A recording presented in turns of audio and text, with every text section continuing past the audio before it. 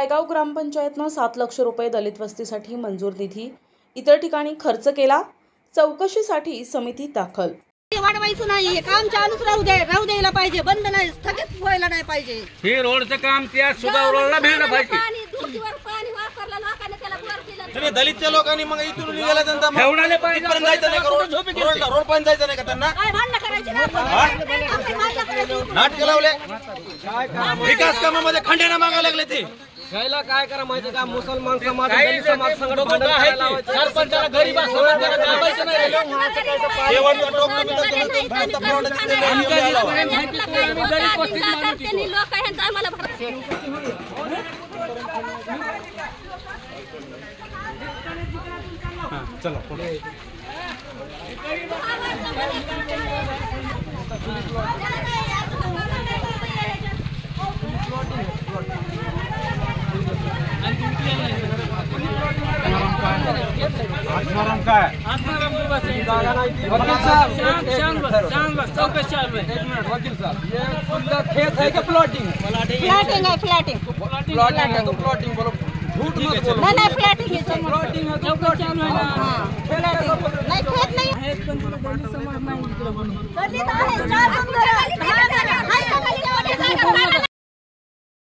आपण चौकशी केलेली आहे की आमची दारू पंचायत समितीची सर्व टीम आलेली आहे। आम्ही सर्व रेकॉर्ड तपासलेला आहे आणि आता रोडची पाणी सुद्धा केलेली आहे। तो आता आमचा लवकरच आम्ही 2-4 दिवसामध्ये त्याचा अहवाल तयार करू आणि तो अहवाल आम्ही वरिष्ठांना सादर करू। कारण सायगाव 10 दिवसाच्या आतमध्ये अहवाल देऊ।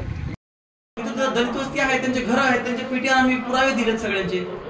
आता समितीने आपल्याला काय प्रश्न विचारला? समितीने आम्हाला विचारलं की तुम्ही जे काम केलं तर ते पहिले तर म्हणले की लोकेशन टाकलंय का, तर आम्ही म्हणलं तिथं लोकेशन टाकता येत नाही, त्याची टेक्निकल अडचण होती। एक टेक्निकल अडचण म्हणजे कसं की आंबेडकर नगरमध्ये कुठंही करावं असं आम्ही ठराव घेतलेला होता आणि ग्रामसभेचा ठराव जे आहे तर ही म्हणजे ग्रामपंचायत स्वतःमध्ये एक शासन आहे, आम्ही गाव लेवलचं आम्ही स्वतः ते ठराव घेतला, तिथं प्रस्ताव दिला, त्याला प्रशासकीय मान्यता भेटली, आराखडा तयार झाला, बजेट मंजूर झाला, त्याच्यानंतर सगळ्या समितीच्या इंजिनियर लोकांनी पाहणी केली, विकास कामासाठी निधी मागितला, त्याबद्दल तुमचं कौतुक आहे। पण लोकेशन तुम्ही टाकलं म्हणजे ग्रामपंचायतने केलेली चूक, पण पंचायत समितीने चूक केली, लोकेशन त्यांनी बी दिलं नाही, त्यांच्या बी स्टेटमेंट मिळेल। आंबेडकर नगर म्हणून ते यादी आलेली आहेत ना, समाज आंबेडकर 2 वस्ती दिलेले आहेत, एक आंबेडकर नगर दिलेला आहे, एक रमई नगर दिलेलं आहे। रमई नगर मध्ये कुठं करायचं तर रमई नगर मध्येच करावं लागेल ना, जुने गावात रमई नगर आहे तिथंच करावं लागेल। दलित वस्ती म्हणजे 2 जागेवर केलेले आहेत, एक रमई नगर, एक आंबेडकर नगर। आंबेडकर नगरचं वेगळं बजेट आणि दलित वस्ती आपलं रमईचं वेगळं वस्ती, तर त्याच्यामध्ये ते वेगळ्या ह्याच्या टप्प्यामध्ये असल्यामुळे ते लोकेशन कुठं टाकता आलं नाही की बाबा हेच गल्ली आहे, ती गल्ली आहे म्हणून त्या नाव टाकलेलं नाही।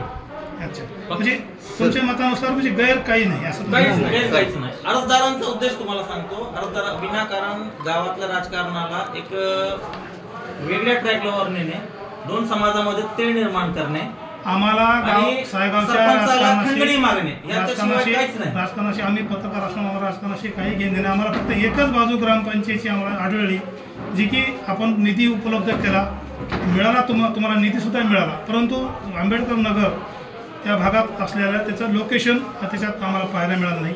दुसरं, ग्रामपंचायत समितीच्या माध्यमातून जे एस्टिमेट तयार होतं त्याच्यात समाज कल्याणासाठी रिपोर्ट गेला, त्याच्यामध्ये सुद्धा लोकेशन आम्हाला कुठे दिसलं, म्हणजे कुठं कामं करायचे, आपल्याला कुठून कुठपर्यंत कामं करायचे हे आढळलं नाही। एक उत्तर देतो सर, सांगा सर। करता वेळेस जर जे कामं जे समाज कल्याणचे असू द्या किंवा वित्त आयोगाचे असू द्या, आम्ही ठराव घेता वेळेस आवश्यकताप्रमाणे, कारण की एक लोकेशन घेतली आहे मी, मग जर तिथे आवश्यकता नसली तर मग आपल्याला जिथे आवश्यकता आहे तिथे कामं करावे लागतात। म्हणून आम्ही आंबेडकर नगर म्हणजे आंबेडकर नगर जे जिथे आहेत ज्या लोकेशनवर आम्ही दलित वस्तीचा समाज कल्याणच्या माध्यमातून जे काम केलेलं आहे ते आंबेडकर नगरातच केलेलं आहे आम्ही।